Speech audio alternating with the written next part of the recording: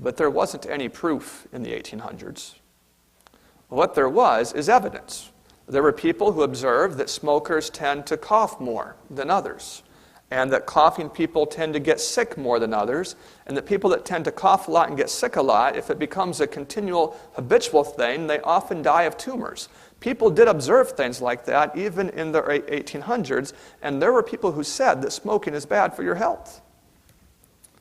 At the same time, there were others that observed that people who cough, many times smoking will help calm down their coughing. And there was some legitimacy to this. And there were a number of people who made presentations to the effect that smoking might be good for you, at least for some ailments in some circumstances. Now, let me just jump to my point, because it isn't about smoking at all. It's that sometimes it's very dangerous to wait until proof is available. I mean that smoking would kill someone in 1820 the same way it killed my dad in 2001. My dad had a whole lot more evidence than the man who would die in 1820, but the cigarettes hurt them just the same. Do you follow what I'm saying? I think this is a real parallel, for example, to the state right now of science in relation to the effects of music. I think that if you go really searching diligently, you can find significant evidence that the kinds of music that are unrecommended by parents in this kind of church, you can find real evidence that that kind of music is bad for us morally. But if I'd be very frank with even the parents, I don't think what you can find would qualify as proof. I don't think that when I've taken the evidence myself and tried to compile it that I can find stuff on both sides, and I think that someone looking at it, a young person who is being very sincere, could say that if you're being just really hard on the data like you need to be in research, you can tear a lot of this apart, and what you're left with is it's evidence, but it doesn't qualify for proof. And let me just bring this to the conclusion. If when I go to the Spokane airport on Monday morning, if when I walk in an alarm goes off and an announcer says, "Please calmly exit the building, there has been a bomb threat," even though I know from my experience with the news that probably there's less than a 1 in 50 chance that there really is a bomb there. Do you know what I'm talking about? Very few bomb threats are connected to real bombs. Still, I'm going to very politely and happily exit the building. Right? It's because the amount of risk I'm willing to take is related to the value of the object that is at risk. And if I was risking losing $1, I wouldn't care really about $1. I really wouldn't care about the bomb threat. But what I'm risking is losing a life. And in view of the great treasure I could lose, even a very small risk is sufficient to lead me to exercise extreme caution. My caution ought to be sensibly proportionate to the risk. Do you follow what I'm saying about this? This is why we should not demand proof. In many cases, we need to go with the bulk of evidence. We need to run, especially if what's at stake is something as great a treasure as my soul, if there really is a significant chance that this activity could harm me in a spiritual sense. I'm not going to tell you that I'm sure that it will.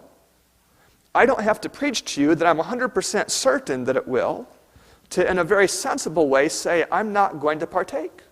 Does that make any sense to you what I'm saying? I can refuse to go there simply on the treasure that I don't want to risk for something that isn't certain if I see significant evidence pointing in that direction.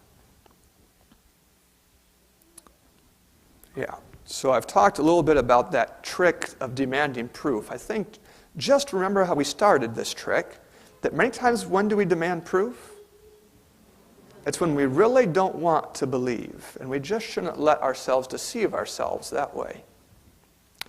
Our third trick that I'm talking about this morning, I'll call it the I'm rich and doing evangelism trick. Turn with me in your Bibles to Ezekiel 33. Ezekiel 33 is a fascinating passage. It's helpful in sharing the truth that once you're saved, it doesn't necessarily mean that you're going to be faithful to the end.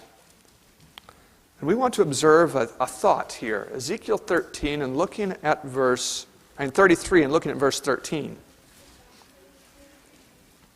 Ezekiel 33 and verse 13.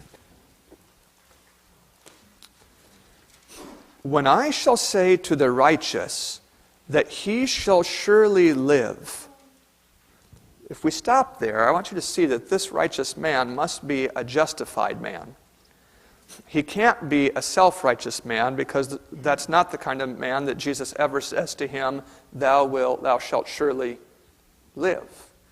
The first half of this verse is about someone who's had a real experience of trusting God. But look at what happens. When I say to the righteous that he shall surely live, if he, what's it say? Trust to his own righteousness and commit iniquity, all his righteousnesses shall not be remembered. The trick that's described here that the devil uses, if he can't stop you from being justified, if he can't keep you from coming to the point of full surrender, then after the point of full surrender, he'll try to get you to compare yourselves to the majority. Because the truth is the majority isn't fully surrendered. They never have been, even in church. And it's such a silly trick that we fall for it. I mean, to look around us and let the devil tell us that since we finally, here we were battling with this temptation and that one, this one and that one, finally we've given up those things that we were rebelling on for so long, and now we're suddenly a head above. Isn't it true that we're just a head above the people who are just like we were just a few days ago? But the devil would like us at this point to compare ourselves. And if we would begin comparing ourselves with others, we can often fall for the trick described in this verse of beginning to think that if anyone's going to get to heaven, it must be me, since I'm one of the few I know who's even at this level. And that's just a nasty trick that gives Jesus the glory and then takes it right back, that trusts him and then trusts self.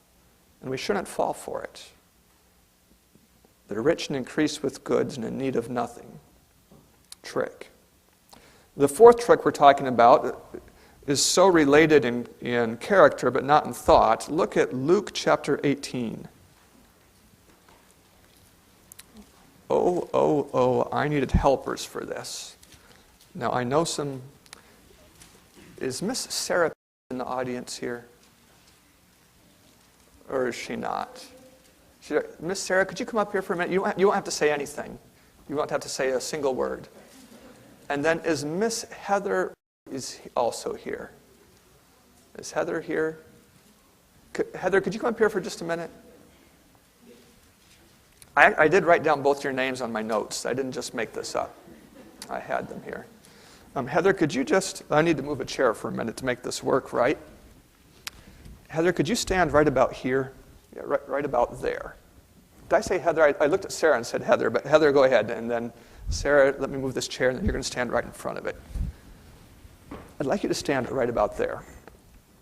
Now, ladies, you don't have to say anything. You're just illustrating something. Oh, this will work better if I do it a little different. Heather, I'd like you to stand right there. Okay. What you need to do, Heather, is I want you to try to stay in between Sarah and I, about equal distance between us.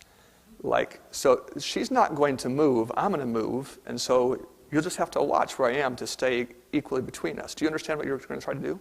Okay, here we go.